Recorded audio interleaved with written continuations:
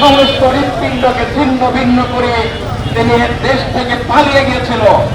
আবার আমরা স্পষ্টভাবে জানাতে চাই, আমাদের রক্ত তোমার ছেলে উঠবে মাগো, আসতে হবে তবে। ধন্যবাদ সবাইকে। ব্যাংকে টাকা থাকা সত্ত্বেও তাকে অনাহারে দিন প্রতিযাপন করতে হয়।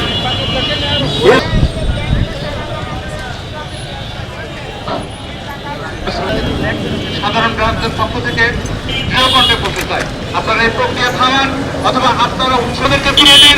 সাধারণ মানুষ যেভাবে জীবনযাপন করে আপনারা সেভাবে জীবনযাপন করুন। আমরা সেভাবে পরিস্থিতিতে আপনারা আমাদের এই আহ্বানে সাড়া দিয়ে আমাদের পাশে থাকবেন, এই কথা বলে আমি আমার সংক্ষিপ্ত অত্যন্ত সোচ্চার ছিল। নিয়মিত তাদের বক্তব্য আসতো ব্যাংক লুটপাটের বিরুদ্ধে। আপনাদের সামনে বক্তব্য নিয়ে আসছে ইসলামী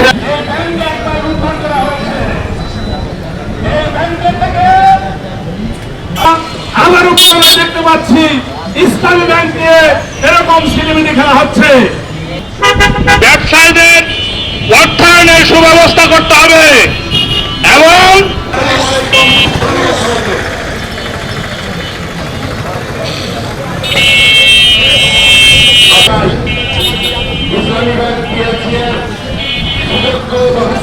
স্পন্দন, এটি আমরা তার ইসলামী মূল্যবোধে বিশ্বাস করি।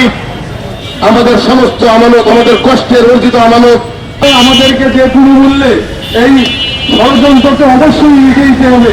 এই ষড়যন্ত্রের ভিতরে অন্যতম ষড়যন্ত্র শুরু হয়েছে করতে হবে। এ পর্যন্ত যারা এই ব্যাংকের সাথে যারা ষড়যন্ত্র ছিল, সেই ষড়যন্ত্রগুলো স্বাধীন চেয়ারম্যানের বন্ধ করতে হবে। যদি বন্ধ করা না হয়, এর পরবর্তীতে আরো কঠিন কর্মসূচি নিয়ে এই গ্রাহক ফোরাম